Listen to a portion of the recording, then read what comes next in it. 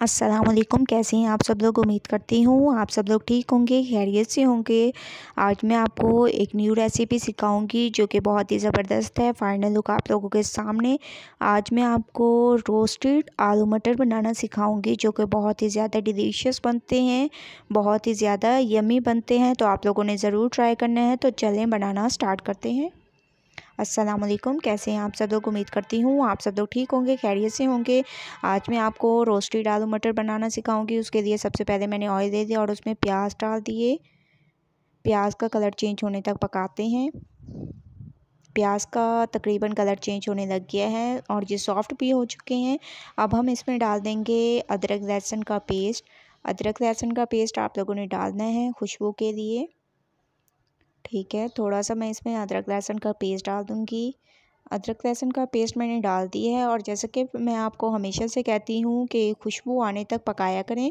उसके बाद फिर नेक्स्ट स्टेप करते हैं। तो खुशबू आने तक मैं इसको पकाती हूँ, उसके बाद नेक्स्ट स्टेप करते हैं। अदरक लहसुन की खुशबू आना शुरू हो चुकी है। अब हम इसमें डाल देंगे टमाटर। तकरीबन 3 अदर टमाटर थे और उनको ऐसे मैंने काट दिए हैं। टमाटर को सॉफ्ट होने तक पकाते हैं।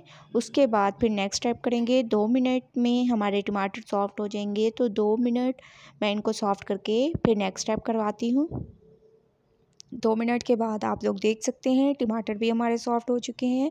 अब हम इसमें बाकी के मसाले डाल देंगे। 2 चम्मच लाल मिर्च का पाउडर, हस्बे ज़ायका नमक, 1 चम्मच हल्दी पाउडर, 1 चम्मच धनिया पाउडर और गरम मसाला पाउडर। ये तमाम चीज़ें मैं इसमें डाल दूँगी और इसमें थोड़ा सा पानी डाल देंगे ताकि हमारे मसाले जो हैं ना जलें और अच्छी तरह से ये भुन जाएँ। इसके साथ साथ मैं इसमें डाल दूँगी थोड़ी सी हरी मिर्चें काट के।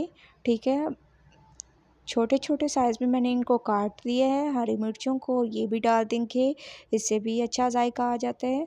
ठीक है, ऐसे आप लोगों ने काट के डाल देने हैं। 2 मिनट ऑयल के ऊपर आने तक वेट करते हैं। 2 मिनट के बाद आप लोग देख सकते हैं कि ऑयल ऊपर आ चुका है। माशाल्लाह से हमारा मसाला बहुत अच्छी तरह से भुन चुका है। अब हम इसमें डाल देंगे आलू। थोड़ी देर आलूओं को पकाएंगे, उसके बाद फिर नेक्स्ट स्टेप करेंगे। तो मैं आलूओं को अच्छी तरह से इसमें भून लेती हूँ। बहुत ही ज़बरदस्त इसका जायका हो जाएगा, बहुत ही ज़्यादा लज़ीज़। तो आप लोगों ने आलूओं को थोड़ी देर भून लेना है मसाले के साथ। थोड़ी देर मैंने आलूओं को मसाले के साथ भून लिया है। आप लोग देख सकते हैं बहुत ही ज़बरदस्त। अब हम इसमें डाल देंगे 1 कप तक मटर। ठीक है, अब मैं इसमें मटर डाल दूँगी और मटर को भी इनके साथ भून लेते हैं। 2 मिनट मज़ीद इसको भूनेंगे। जब तक ऑयल ऊपर ना आए तब तक हम इसकी भुनाई करेंगे।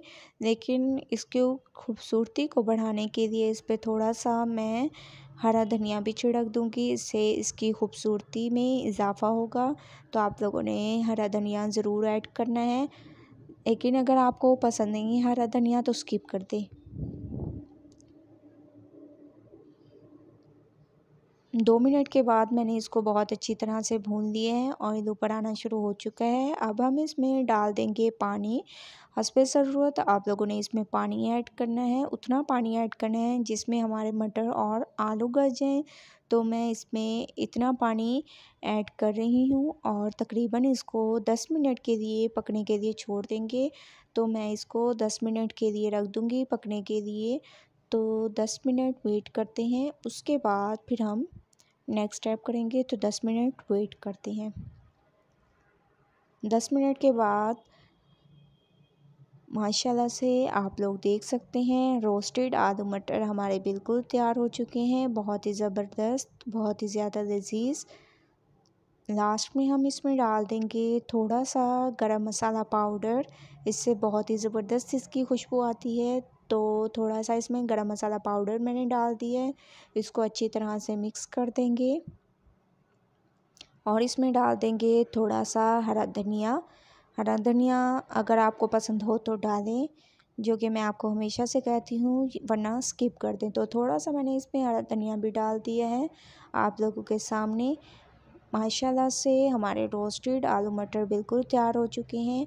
आप लोग बताइएगा आप लोगों को मेरी ये रेसिपी कैसी लगी। अगर अच्छी लगे तो लाइक करें, मेरे चैनल को सब्सक्राइब करें और अच्छे कमेंट करें। अल्लाह हाफिज़।